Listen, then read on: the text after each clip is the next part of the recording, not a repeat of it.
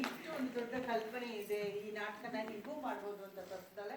ನನಗೆ ಒಂಥರ ದಿಗ್ಭ್ರಮೆ ಆಗ್ಬಿಟ್ಟಿದೆ. ಮತ್ತೆ ಎಲ್ರೂ ಚೆನ್ನಾಗಿ ಮಾಡಿದ್ದಾರೆ. ನನ್ನ ಮೊದಲನೆಯ ಹಗ್ಗು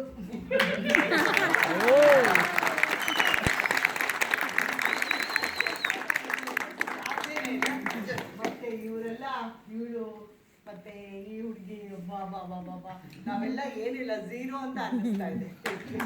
ಸ್ನೇಹಿತರೆ, ನಿಮಗೆಲ್ಲ ಗೊತ್ತಿರಲಿಲ್ಲ, ನನಗೆ ಈ ಪಾಠ ಮಾಡಬೇಕು ಅಂತ ಬಹಳ ಆಸೆ ಇತ್ತು.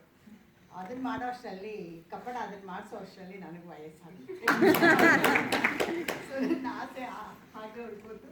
ಆದರೆ ಇವತ್ತು ದಿವ್ಯಾ ಅದು ಎಷ್ಟರ ಮಟ್ಟಿಗೆ ಅಂದರೆ ಹೊಗಳಬಾರ್ದು ಆ ಹುಡುಗಿನ, ಅಷ್ಟು ಎತ್ತರಕ್ಕೆ ಒಂದೇ ಸಮ ಈಗ ಬೆಳೆದ್ಬಿಟ್ಲಲ್ಲ ಅಂತ ನನಗೆ ಆಶ್ಚರ್ಯ ಆಗ್ತಿದೆ. ಪ್ರತಿಯೊಬ್ಬರು ಸಹಿತ, ನೀವಾಗಿ ಎಲ್ಲರೂ, ಅವಳು ಅದೇ ಅಂದೆ, ಅವಳು ಸುಮ್ಮನೆ ಹಿಂಗೆ ಅಂತ ನಾನು ತೋರಿಸಿದ್ದೆಲ್ಲ ವಿಡಿಯೋ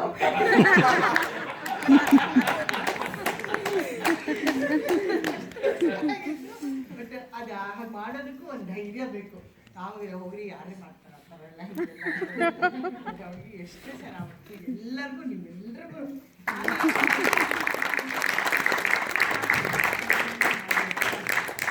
ದಿವ್ಯಾ ಬಹಳ ಕಾಲದ ರಂಗಭೂಮಿ ಇತಿಹಾಸ, ಈ ಬ್ಯಾಕ್ಗ್ರೌಂಡ್ ಇಲ್ಲ. ನಾನು ಬಿದ್ದೆಲ್ಲ ಜೀವನ ಎಲ್ಲ ರಂಗಭೂಮಿನೇ ಕಳೆದಿದ್ದೀವಿ. ನಟರಂಗ 2 ವರ್ಷದ ಹಿಂದೆ ನಮ್ಮೊಳಗೊಬ್ಬ ನಾಜುಕಾಯ ನಾಟಕವನ್ನು ರಿಪೀಟ್ ಮಾಡಿದ್ವಿ. ಟಿ.ಎಸ್. ಸೀತಾರಾಮ್ ನಟನಾಗಿ ಬರೆದು ನಿರ್ದೇಶಿಸಿದ ನಾಟಕ. ಅದಕ್ಕೆ ನಮ್ಮಲ್ಲಿ ಮೊದಲು ಪಾತ್ರ ಯಾರು ಮಾಡ್ತಾ ಇದ್ರು ಅವ್ರು ಮಾಡೋಕ್ಕಾಗಲಿಲ್ಲ. ಒಬ್ಬ ನಟಿಯನ್ನ ಹುಡುಕ್ತಾ ಹೋದ್ವಿ.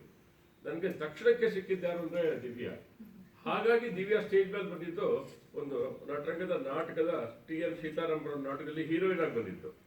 ಅವ್ರನ್ನ ಕ್ಯಾಸ್ಟ್ ಮಾಡಿದ್ಮೇಲೆ ಸಿಕ್ಕಾಬಿಟ್ಟು ಎಲ್ರಿಗೂ ನಮ್ಮ ನಟರಂಗದಲ್ಲಿ ಪಾಠ ಮಾಡ್ತಾಳ, ಕಪ್ಪಡಿನ ಸೊಸೆ ಅಂತ ಚಾನ್ಸ್ ಕೊಟ್ಬಿಟ್ಟಿದ್ದಾರೆ, ಹೀಗೆಲ್ಲ ಮಾತು ಬಂತು.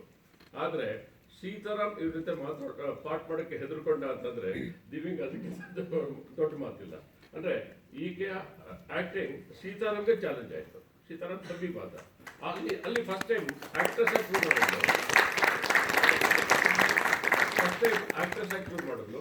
ಈಗ ಡೈರೆಕ್ಟರ್ ಆಗಿ ಸರ್ಪ್ರೈಸ್ ಮಾಡಿದ್ದಾಳೆ ಬದಲಾಗಿ. And prove that she is A very good director. ಇದು ಟೆಕ್ನಿಕಲ್